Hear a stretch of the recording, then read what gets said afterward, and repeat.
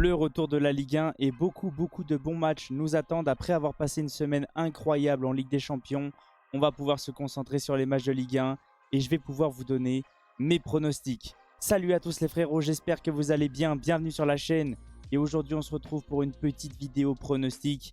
Mais avant toute chose, merci à tous ceux qui vont liker, commenter, partager et s'abonner. C'est grâce à vous que j'en suis là. Avant que la vidéo commence et avant que je vous donne mes pronostics, j'aimerais faire un petit débrief à froid concernant la performance XXL du PSG contre Manchester. Oui, hier, pendant mon débrief, je suis parti dans tous les sens. Et même pendant le match, je suis passé par toutes les émotions et je pense que c'est pareil pour vous. J'étais écœuré, dégoûté, heureux, j'avais envie de tout casser. Je suis passé partout et sincèrement, qu'est-ce que je suis fier de ce club. Qu'est-ce que je suis fier des joueurs, de l'entraîneur, même des supporters. Ce match-là était digne d'un match de la Ligue des Champions. C'était incroyable et j'aimerais revenir sur la performance de Joao Neves. Son match était exceptionnel. Il était partout sur le terrain. Défensivement, offensivement, techniquement, tactiquement. Il a mis le milieu de Manchester City dans sa poche. C'était incroyable. Il mérite totalement son trophée d'homme du match. Il est buteur. Il sort une masterclass. Et j'aimerais aussi parler de la tactique de Luis Enrique. Je pense qu'on était tous en panique quand on a vu la composition. Et bien sincèrement, ça lui a donné totalement raison. En première mi-temps, même Guardiola l'a dit. Le Paris Saint-Germain était tout le temps en supériorité numérique au milieu. Et ça, c'est grâce à quoi? Grâce au faux numéro 9. En seconde période, Enrique a sorti Lee Kang-in et a fait rentrer Dembélé. Ça a ramené de la percussion et le Paris Saint-Germain s'est imposé. Et moi, je trouve ça parfait. Ce qui me plaît énormément, c'est qu'au moins, ça a prouvé aux yeux de tout le monde que Luis Enrique est un très bon coach. Il va lui falloir tout simplement du temps comme Guardiola a eu à City, Arteta a eu à Arsenal. Le football, c'est pas comme ça. Il faut du temps tout simplement. Mais moi, ce qui me plaît énormément, c'est que les joueurs commencent à s'adapter au système de Luis Enrique et on le ressent tout simplement. Le Paris Saint-Germain a sorti une masterclass. Je crois que c'est probablement le meilleur match du PSG sous l'ère Luis Enrique. Au moins, Luis Enrique a un match de référence. Merci Paris. Bonne vidéo à tous. On va pouvoir maintenant se concentrer sur les matchs de ce week-end et on va commencer par le match de ce soir. Auxerre qui reçoit l'AS Saint-Etienne. Comme j'arrête pas de vous dire, Auxerre est une équipe très difficile à jouer à domicile. Mais l'AS Saint-Etienne depuis quelques matchs, surtout depuis l'arrivée du nouveau coach, tourne plutôt bien. Ça va être une opposition très intéressante et je vois le match se finir en 2 partout. Maintenant, je vais me concentrer sur les matchs de demain. Et sincèrement, c'est des matchs très intéressants. 3 équipes ont joué la Ligue des Champions cette semaine. Monaco, Lille et le Paris Saint-Germain. Je ne sais pas comment les entraîneurs vont gérer. Peut-être un turnover pour faire souffler les cadres. Concernant les Monégasques, pas prendre de risques. Parce qu'il ne faut pas non plus continuer à perdre des points.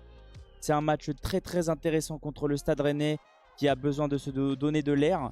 Je vois un match très tendu. 2 équipes qui vont essayer de batailler jusqu'à la fin. Et je vois le match se finir en 1 partout. Strasbourg-Lille. Et comme j'ai pas arrêté de vous dire, Strasbourg est une équipe remplie de jeunes talents, remplie de pépites. Ça joue très bien.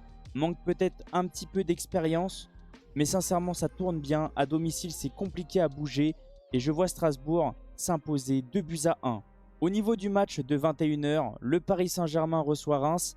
Le PSG est dans une très belle forme. Ça tourne plutôt bien. Alors oui, à Espali et Lens, c'était pas fameux. Mais pour tous ceux qui ont suivi, Luis Enrique a fait un gros turnover. Il a fait souffler les cadres. Mais ça a quand même tourné en notre faveur. Moi, je vois le PSG continuer dans cette très belle forme. Surtout peut-être avec la première apparition de Kvaratskhelia. Je vois le match tourner en notre faveur. Et je vois le Paris Saint-Germain s'imposer 3-1. Concentrons-nous maintenant sur les matchs de dimanche. Un match à 15 h. Le Havre qui reçoit Brest. Un multiplex à 17 h 15, Lens qui reçoit Angers, Nantes qui reçoit l'Olympique Lyonnais et Toulouse qui reçoit les Montpellierins. Et un gros derby à 20 h 45, Nice qui reçoit l'Olympique de Marseille.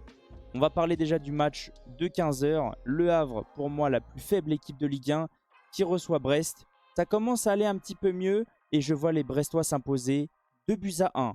Lens-Angers, match très bizarre. Je le sens très mal ce match-là. Est-ce que Lens va pouvoir renouer avec la victoire après avoir perdu contre le PSG? Bonne question. Et Angers, ça commence à aller un tout petit peu mieux. Ça commence à mettre des buts et ça commence à se donner de l'air.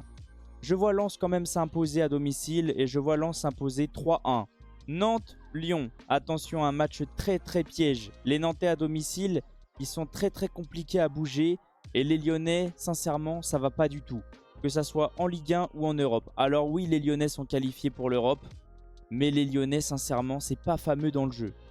Je sais pas ce que vous ressentez les supporters lyonnais. Mais moi, je suis pas du tout satisfait de ce que je vois. Est-ce que Pierre Sage est encore l'homme de la situation? Bonne question. Mais sincèrement, je suis très très inquiet. Je vois un match bourbier et je vois le match se finir en 1 partout. Le dernier match de ce multiplex, Toulouse qui reçoit les Montpelliérains. Et là, je vois une surprise. Je vois Montpellier enchaîner. Je ne sais pas pourquoi. La victoire contre Monaco va leur donner des ailes tout simplement. Et je vois Montpellier s'imposer 2-0 à Toulouse. Parlons maintenant du derby du dimanche soir. Nice qui reçoit l'Olympique de Marseille. Match très intéressant, match très attendu, je le sais. Beaucoup de supporters attendent avec impatience ce match-là.